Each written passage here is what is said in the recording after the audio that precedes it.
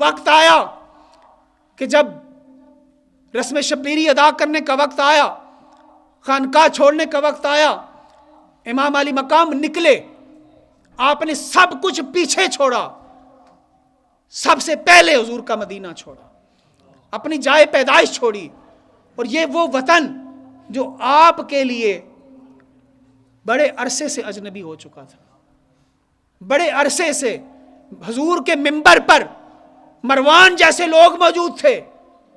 جو سرکار کے منبر پر بیٹھ کر مولا علی کو گالیاں نکالا کرتے تھے۔ امام حسنین کریمین اس دور میں موجود رہے، اور جب انہوں نے مسجد جانا چھوڑ دیا، امام حسن پاک نے، امام حسین پاک نے، تو روایات کتابوں میں لکھی ہیں، تاریخوں میں لکھی ہیں کہ مروان نے ایک اسپیشل بندہ بھیج کر جناب امام حسن کے گھر بھیجا، اور مولا علی کو اور جناب سیدہ کے لیے وہ برے اور غلیظ کلمات ادا کیے جو میں یہاں منبر پر ادا ہی نہیں کر سکتا۔ تو آپ کو یہ ایک چھوٹی سی ہلکی سی جھلک دکھا رہا ہوں کہ یزید کی تخت نشینی سے پہلے بھی مدینہ آپ کے لیے اجنبی ہو چکا تھا،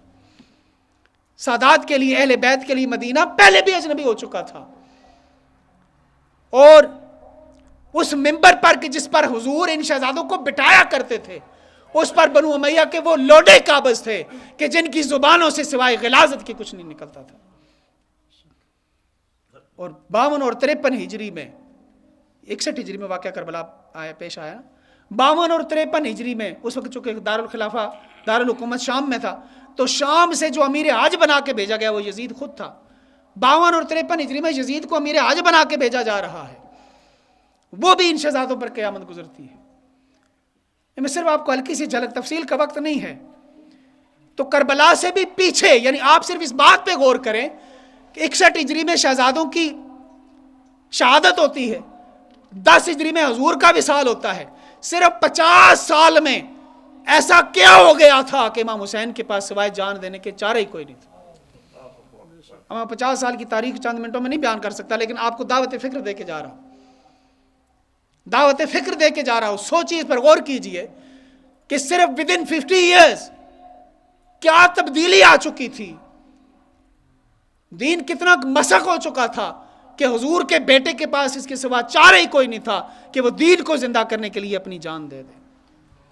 لیکن امام علی مقام جب وقت آیا، یزید تخت نشین ہو گیا، بیعت کا مطالبہ اس نے کر دیا، آپ نے مدینہ چھوڑا، صرف اس لیے ان کو پتا تھا کہ میرے قاتل میں جہاں بھی ہوں وہ مجھ تک پہنچیں گے، لیکن مدینے میں حضور کی شہر کی حرمت کو انہوں نے پامال نہیں کرنا چاہا۔ اور دوسری وجہ یہ تھی، امام حسین علیہ السلام کے مشن میں جو نمایاں بات تھی وہ یہ تھی کہ آپ اپنے دشمنوں کو بے نقاب کرنا چاہتے تھے۔ حسین اپنے دشمنوں کو بے نقاب کرنا، چونکہ وہ دین کے دشمن تھے اور وہ قیامت تک موجود رہیں گے، ان کی باقیات آج بھی موجود ہیں۔ اس لیے امام حسین نے کربلا کے میدان میں نکل کر دشمن کو بے نقاب کر کے بتایا کہ یہ وہ دشمن ہے جو آج میرا گلا کاٹ رہا ہے، یہی وہ دشمن ہے قیامت تک جس نے دین کو مسخ کرنے کی کوشش کرنی ہے۔ اس لیے ان دشمنوں کو پہچانو، وہ آج بھی موجود ہیں، مختلف بھیس میں، مختلف روپ میں موجود ہیں۔ امام علی مقام نے مدینہ چھوڑا، مکہ شریف تشریف لے گئے، 3-4 مہینے وہاں رہے۔ عین حج کے موقع پر جب لوگ حج کرنے آ رہے تھے، آپ حج کو بچانے کے لیے جا رہے تھے، لوگ مینا میں آ رہے تھے، آپ کربلا میں جا رہے تھے۔ مکہ شریف چھوڑ کر جب یہ شہزادے کربلا میں آتے ہیں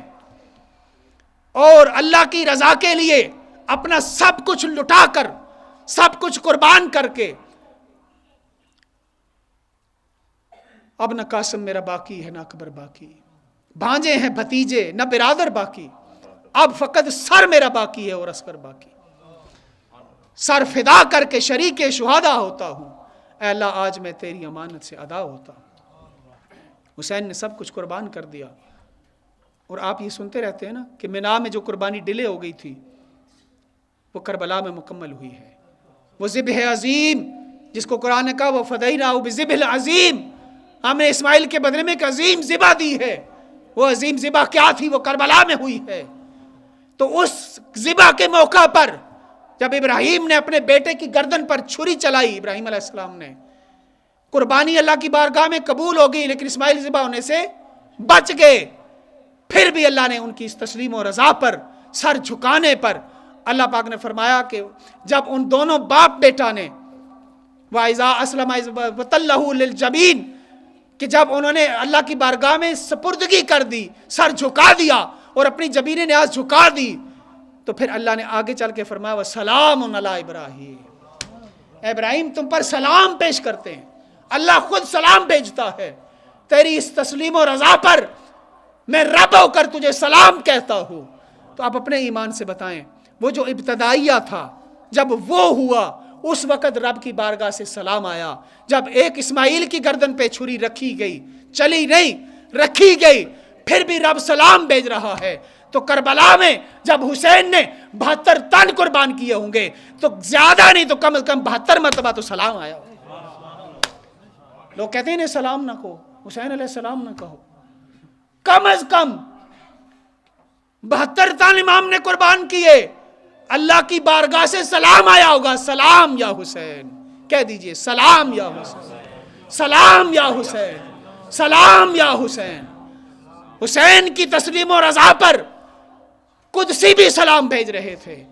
ملائکہ بھی سلام بھیج رہے تھے۔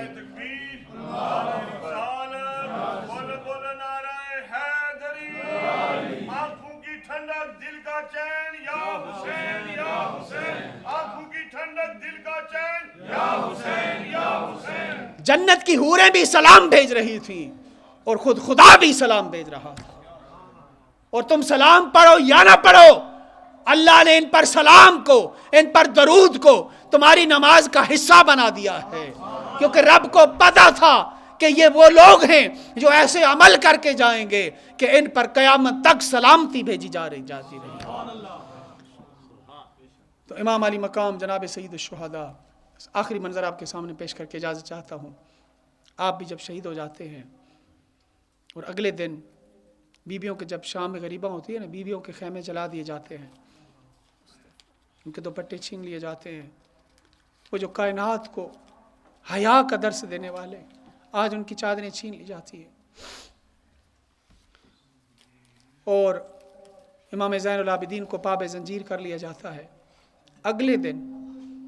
جب 11 محرم کو یہ لٹا پٹا قافلہ ابن زیاد کے دربار میں بھیجا جاتا ہے کوفہ میں، تو جناب سیدہ زینب سلام اللہ علیہا حدیث عشق دو بابست کربلا و دمشق،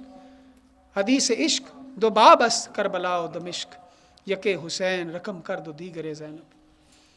کہ عشق کی حدیث کے 2 ہی چیپٹر ہیں، 2 ہی باب ہیں، ایک حسین نے اپنے خون سے لکھا ہے، ایک ان کی بہن زینب نے لکھا ہے۔ تو جناب سیدہ زینب جب آتی ہیں نا میدان کربلا میں، اب لاشیں پڑے، اب یہ لاشیں بھی عام نہیں،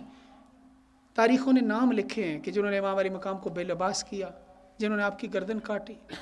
جنہوں نے آپ کے سینے پہ زخم لگائے، اور جنہوں نے آپ کی انگوٹھی اتاری، امامہ اتارا، آپ کا پائجامہ مبارک اتارا، آپ کی قمیض مبارک اتاری، اور پھر آپ کی لاش پر گھوڑے دوڑائے گئے۔ آج یہ مسجدیں ہمیں نہیں آباد، ایک کو بندہ 100 پاؤنڈ مسجد کے لیے دے یا مسجد کے لیے زمین دے دے یا 1000 پاؤنڈ دے دے